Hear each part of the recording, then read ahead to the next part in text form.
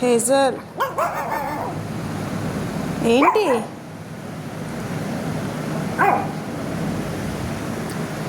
Hello guys, welcome back to my channel. హో, నువ్వు కూడా చెప్తున్నావా? చెప్పు, హాయ్ చెప్పు, హాయ్ చెప్పు, హాయ్ చెప్పు, మంచిగా చెప్పు హేజల్.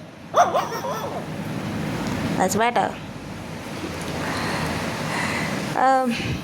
ఈరోజు నేను ఒక షేర్ చేసుకోవాలనుకుంటున్నాను. యాక్చువల్గా మేబీ నేను 9th ఉన్నప్పుడు నేను నా ఫుట్బాల్ కెరియర్ అనేది స్టార్ట్ చేసిన. So like 6th standard 7th standard ఉన్నప్పుడే ఫస్ట్ నేను స్కూల్లో ఆడేదాన్ని. లైక్ చిన్న చిన్న టోర్నమెంట్స్ కబడ్డీ ఆడేదాన్ని. ఫస్ట్ మా పీటీ మేడం మంచి హైట్ ఉన్నావు రండి అంటే ఇంకా అట్లనే వెళ్ళేదాన్ని. గ్రౌండ్కి వెళ్ళేదాన్ని, ప్రాక్టీస్ చేసేవాళ్ళం, మంచిగా ఇంటర్ డిస్ట్రిక్ట్ అట్లా ఆడేవాళ్ళము. తర్వాత ఇంకా నేను మా మ్యామ్ వచ్చి వేరే స్కూల్కి చేంజ్ అయిపోయారు. ఆమెకి ట్రాన్స్ఫర్ అయిపోయింది. సో మాకు ఇంకొక పీటీ మ్యామ్ అనేది వచ్చారు.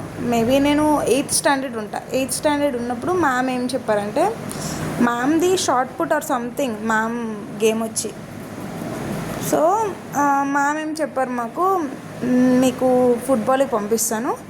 సో అక్కడ సార్ ఉంటారు, సార్ అన్నీ టేక్ కేర్ చేసుకుంటారు, మంచి వాళ్ళు మా కోచ్ అని మా మ్యామ్ చెప్పడంతో, అంటే మ్యామ్ చదువుతున్నప్పుడు సారు మ్యాము మంచి బాండింగ్, లైక్ బ్రదరు సిస్టరు అట్లా మంచి బాండింగ్తో ఉండేవాళ్ళు వాళ్ళిద్దరు. సో మ్యామ్ మాకు సజెస్ట్ చేశారు, ఇట్లా సార్ మంచిగా చూసుకుంటారు, వెళ్ళండి, మంచి లైఫ్ ఇస్తారు అనేసి.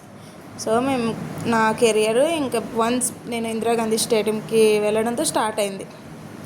నేను అప్పుడు ఏం చేసేదాన్ని, రెగ్యులర్గా స్కూల్కి వెళ్ళేవాళ్ళం. స్కూల్కి వెళ్ళి మార్నింగ్ స్కూల్కి వెళ్ళి ఆఫ్టర్నూన్ మేము 4 o'clock 4:30 రిపోర్ట్ చేయాలి గ్రౌండ్లో. మా సార్ చాలా స్ట్రిక్ట్ ఉంటారు. సో మేము వెళ్ళే వాళ్ళము. మాకు వచ్చేసి 4 o'clock స్కూల్ వదిలేవారు. స్కూల్ నుంచి మాకు వెళ్ళేసరికి దగ్గర 1/2 hour పైన పడుతుంది. బికాజ్ మేము రామరపాడు నుంచి ఇందిరాగాంధీ స్టేడియంకి వెళ్ళాలి. సో మేమేం చేసేవాళ్ళం, 3:30కి అట్లా బ్రేక్ బెల్ ఉండేది మాకు. బ్రేక్ బెల్ కొట్టగానే మా మ్యామ్ వాళ్ళు గేట్లు క్లోజ్ చేసేస్తారు, పీటీస్ లేకపోతే ఎవరైనా ప్రిఫెక్ట్స్ అట్లా ఉంటారు అక్కడ గేట్స్ దగ్గర. మమ్మల్ని బయటికి పంపించేవాళ్ళు కాదు. 1 రోజు 2 రోజు పంపించేవారు, బట్ డైలీ పంపించేవాళ్ళు కాదు. సో మేమేం చేసేవాళ్ళం, సైకిల్స్ ఇట్లా పైన నుంచి ఇట్లా పెట్టేసి గోడ దొంకేసి వెళ్ళిపోయేవాళ్ళం గ్రౌండ్కి. ఇంకా అక్కడికి వెళ్ళిన తర్వాత ఎక్విప్మెంట్ అంతా బయటికి తీసి మా సార్ కూడా అసలు ఎంత సన్నీ ఉన్నా కూడా వచ్చి మాకు మంచిగా ఇచ్చేసేవాళ్ళు. హేజల్ జరుగు.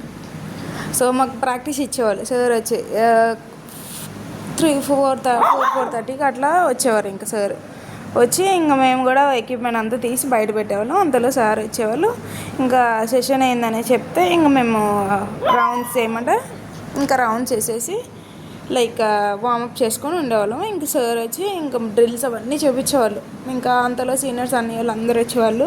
ఇంకా వాళ్ళతో మెల్లగా, అప్పుడు చిన్నోళ్ళు కొంచెం మెల్లగా మాకన్నా ఎప్పుడు మా సార్ ఏంటంటే మా ఈక్వల్ ఏజ్తో ఆడిపించేవాళ్ళు కాదు మాకు. మేము కొంచెం ఇంట్రెస్ట్ చూపించినా అలా ఏం చేసేవారంటే మంచి పెద్ద అన్నయ్య వాళ్ళ దగ్గర అట్లా పంపించి వాళ్ళతో ఆడిపించేవాళ్ళు.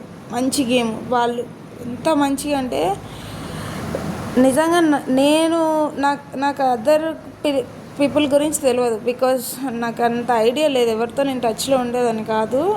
అదర్ స్పోర్ట్స్ వాళ్ళు ఎట్లా ఉంటుంది వాళ్ళ కల్చర్ అని నాకు తెలియదు. బట్ మా దగ్గరకు వచ్చేసరికి మమ్మల్ని ఈవెన్ అన్నయ్య వాళ్ళు పేరు పెట్టి కాకుండా నార్మల్గా ఇట్లా ఏమైనా పిలిచినా కూడా మా సారు అస్సలు ఊరుకునేవారు కాదు. చాలా మంచిగా వాళ్ళకి అరే ఇట్లనే పిలవాలి, మంచిగా చూసుకోవాలి, వాళ్ళు మీ సొంత సిస్టరు అన్నట్లు మాకు ఒక బాండ్ అనేది మా సార్ క్రియేట్ చేసేవాళ్ళు మా మధ్యలో, ఎలాంటి అదర్ రిలేషన్షిప్స్ కాకుండా. సో అందుకనే మా బ్యాచ్ వరకు మేము చాలా మంచిగా ఉండేవాళ్ళం. మా అన్నయ్య వాళ్ళు, సీనియర్స్ అన్నయ్య వాళ్ళు అందరూ. ఇంకా అలా కొన్ని డేస్ అయిన తర్వాత నెల్లూరులో మాకు శాప్ క్యాంప్ అనేది స్టార్ట్ అయింది. ఇంకా అప్పుడు 10 week అనేది కొన్ని అకాడమీస్ని పెడుతుంది. మా సార్ మేము అప్పుడు ఇంటర్ డిస్ట్రిక్ట్ ఏమో ఆడినాం, అసలు ఎక్స్పీరియన్సే లేదు నాకు. సో అప్పుడు మమ్మల్ని సాప్ క్యాంప్కి పంపించారు. అక్కడ 26 మెంబర్స్ అట్లా దగ్గర దగ్గర 30+ వచ్చారు గర్ల్స్. క్యాంప్ చేశారు 1 మంత్. ఇట్లా క్యాంప్ మంచిగా ఉండేది. నాకు అస్సలు నా కెరియర్ స్టార్ట్ అయింది అప్పుడు. అక్కడ నేను ఫేస్ చేసే కొన్ని ప్రాబ్లమ్స్, లైక్ నాకు ఏంటంటే నా మేజర్ ఇష్యూ ఏంటంటే నేను అంత తొందరగా మనుషులతో కలవలేను. అది నా ప్రాబ్లం. ఏమో నాకు అది చిన్నప్పటి నుంచి మా అమ్మ వాళ్ళు కూడా ఎక్కువ ఎవరితో మాట్లాడరు. సో మేబీ నాకు ఆ కల్చర్ మెయిన్. నేను మా డాడీకి ఎక్కువ, నాన్నగారికి ఎక్కువ ఇది అటాచ్మెంట్లు ఉన్నాయి. సో మా నాన్నగారు అస్సలు ఎవరితో మాట్లాడరు, ఎక్కువ తక్కువ ఉండరు, సైలెంట్ ఎక్కువ.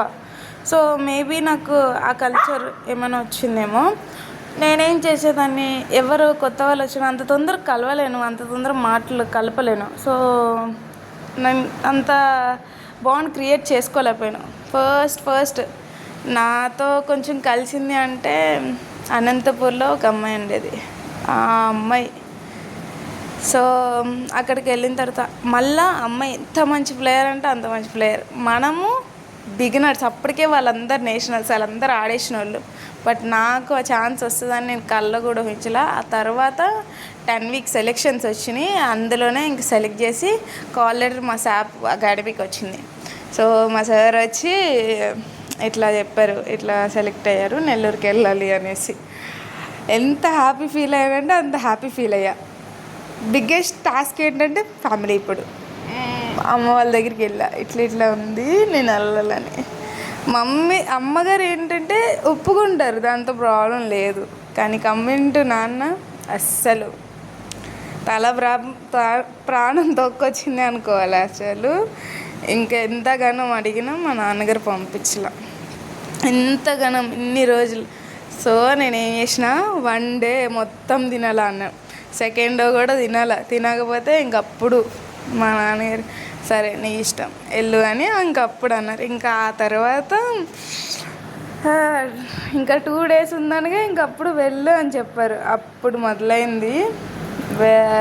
మార్నింగ్ మా ఫ్రెండ్ ఒక అమ్మాయి ఉంటుంది, అమ్మాయి నేను ఇద్దరం కలిసి ఇంకా స్టార్ట్ అవ్వదని 2 డేస్ తర్వాత ఇంకా అన్నీ సర్దుకున్నాము. ఇంకా హాస్టల్కి వెళ్ళిపోవాలనేసి ఇంకా రెడీ అయిపోయినాం. ట్రైన్ మేబీ 5:30కి ఒక ట్రైన్ సంథింగ్ ఏదో, నెల్లూరుకి ఒక ట్రైన్ ఉంటుంది. ఎప్పుడు నేను ట్రైన్లో ఎప్పుడు వెళ్ళాలా. మేబీ ఫస్ట్ టైం నేను నెల్లూరుకి వెళ్ళినప్పుడు, మళ్ళీ సెకండ్ టైం వెళ్ళిన నేను ట్రైన్లో. నేను అంతగా నాకు ట్రైన్ ఎక్స్పీరియన్స్ కూడా లేదు. సో మా నాన్నగారు వచ్చారు రైల్వే స్టేషన్కి. నేను నా లైఫ్లో నేను అప్పుడు 9th 10thకి వెళ్తున్నా. అన్ని ఇయర్స్లో మా నాన్నగారి కళ్ళలో ఒక చుక్క వాటర్ కూడా నేను ఎప్పుడు చూడలా. ఫస్ట్ టైం నాకు ట్రైన్ ఇట్లా కదిలిందో లేదో ఎట్లనో ఏడ్చాడు చూడు. మేబీ నా లైఫ్లో నేను మర్చిపోలేని సీన్ అది. నాకు అప్పుడు అర్థమైంది మా నాన్నకి నాకు ఉన్న బాండ్ ఏంటి, నా మీద మా నాన్నకి ఎంత ప్రేమ ఉంది. నేను చిన్నప్పుడు నాన్న ఏం చూసుకోరు, నన్ను పట్టించుకోరు అనేసి నాకు అప్పుడు అనిపించింది. మా నాన్న నేనేమో ఎక్స్ప్లెయిన్ చేయలేను ఆ ప్రేమని. మేబీ ఈ వరల్డ్లో ఎవరు ఎక్స్ప్లెయిన్ చేయలేరేమో ఫాదర్ లవ్ని నాకు తెలిసినంత వరకు. సో అప్పుడు ఇంకా తర్వాత ఇంకా నా కెరీర్ స్టార్ట్ అయింది. ఫస్ట్ జూనియర్స్ నేషనల్స్కి అనంతపూర్లో టోర్నమెంట్ జరిగినప్పుడు నాది డేట్ ఆఫ్ బర్త్ సర్టిఫికేట్ లేదు. సో అప్పుడు ఆ నేషనల్స్ పోయింది. ఇంకా తర్వాత మళ్ళీ మహారాష్ట్ర ఫస్ట్ నేషనల్స్ ఆడాను నేను. తర్వాత సీనియర్ నేషనల్స్, అది ఫస్ట్ సీనియర్ నేషనల్స్ ఎక్కడ కర్నూలులో క్యాంప్ జరిగింది. అప్పుడే కరోనా అనుకుంటా స్టార్ట్ అయింది, కాదు మరి అంత ఐడియా లేదు. సో ఫస్ట్ సీనియర్ నేషనల్స్ ఇక్కడ Arunachal Pradesh. Second senior nationals వచ్చి కేరళ అనుకుంటా, కేరళ. థర్డ్ వచ్చి దీన్ని ఏమంటారు, గోవా. సో అట్లా ఇంకా ఫుట్బాల్ కెరియర్ అవన్నీ ఇంకా స్టార్ట్ అయింది. సో యాక్చువల్లీ మీకు నా హాస్టల్ లైఫ్ ఎట్లా ఉంది, ఏం ఫేస్ చేశాను మీకు తెలుసుకోవాలంటే subscribe my channel. Bye, have a great day.